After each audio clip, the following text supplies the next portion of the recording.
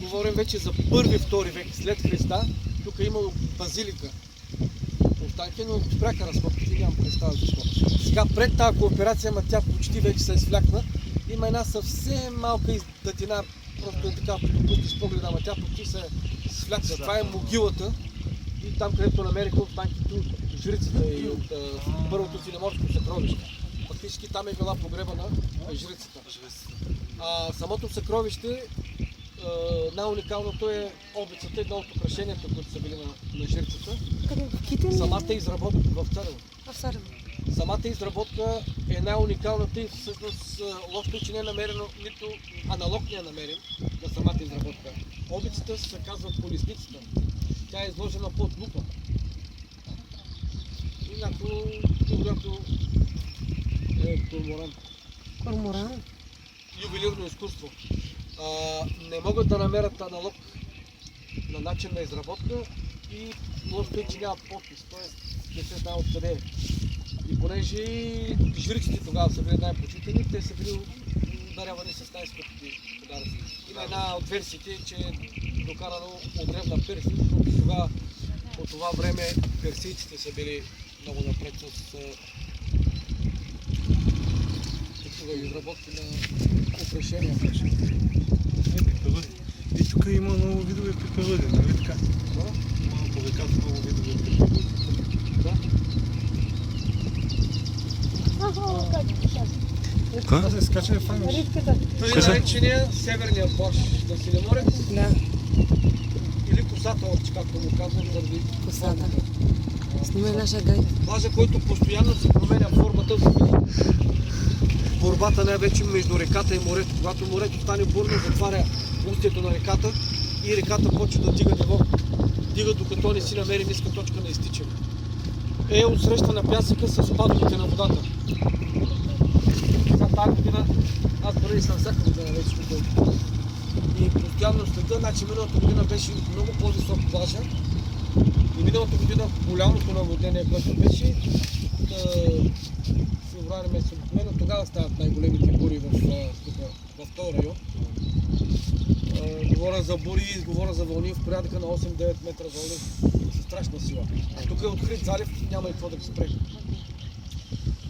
Тук не е имало бряг изобщо. Вода, река и море на едно. А реката дига нивото до 3-4 метра дори над моста. Тук всичко става едно огромно езеро. Мале. Да изгасне сила.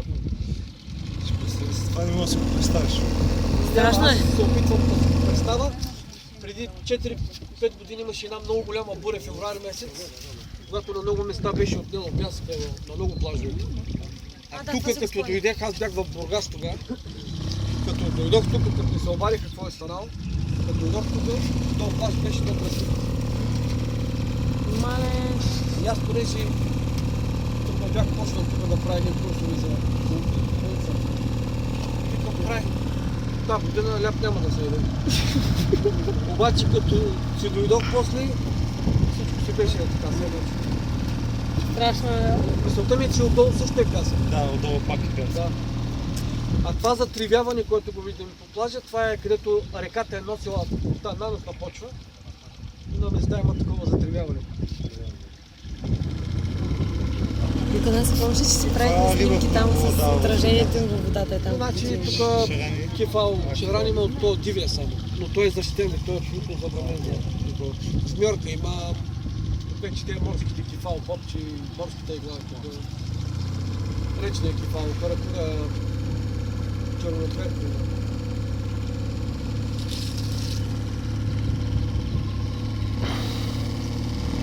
И ето ги скалите, които ви казвам, че вследствие на вулканичната дейност.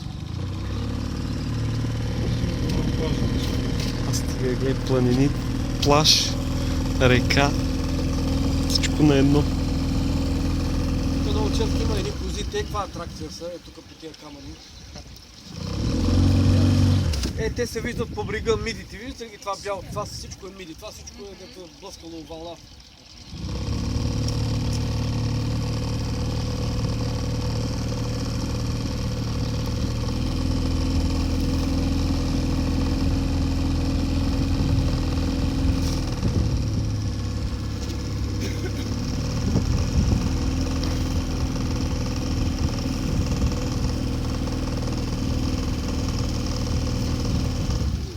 Влади! Как си? Браво. Голям кеф. Няма да я взема, няма.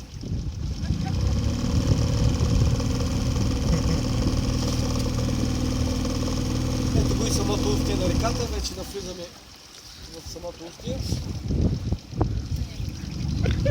Нещо донесе, виж какво прави. Вълч. Нещо и донесе там.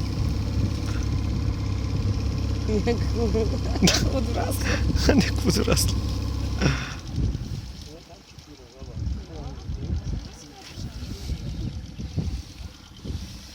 Стига, човек. Снимат ли? Снимам така яко. Аз даже не знам точно какво снимам, между другото. Как може да се качим там горе? Ми има еко пътека, ама сами да стигнеш до нея е Трудна работа. трудна работа. Това е еко пътеката, която отива на Ахтопол. Ние ще ли се направим някаква разходка? Няма да ни стигне времето. Няма да си Това трябва цял ден. Ето го морето, ама днес си е спокойно. страхотно. Който иска може да вчера седалката да снима. Защото повече нататък не може да става вече много плитка.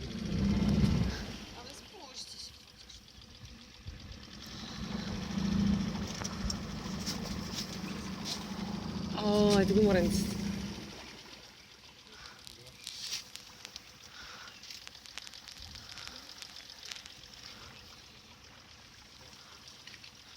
Стига.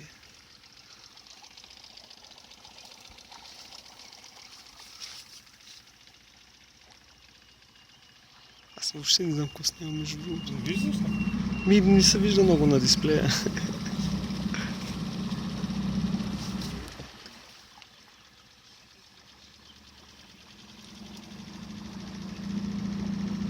Ето една снимка. Виж, ето му. Ето тази снимка. Окей.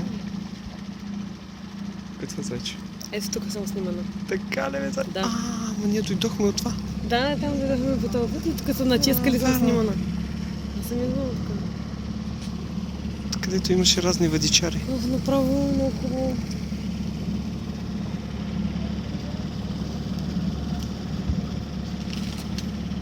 Много хубаво. Не, точно тази отвесната скала, така съм си. Да? Яко, яко.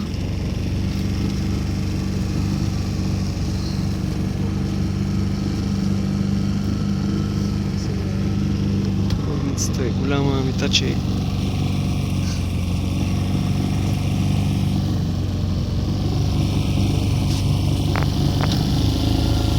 Насика голям клип направим много красиво. Ма как бе? Виж, 8 минути. Това е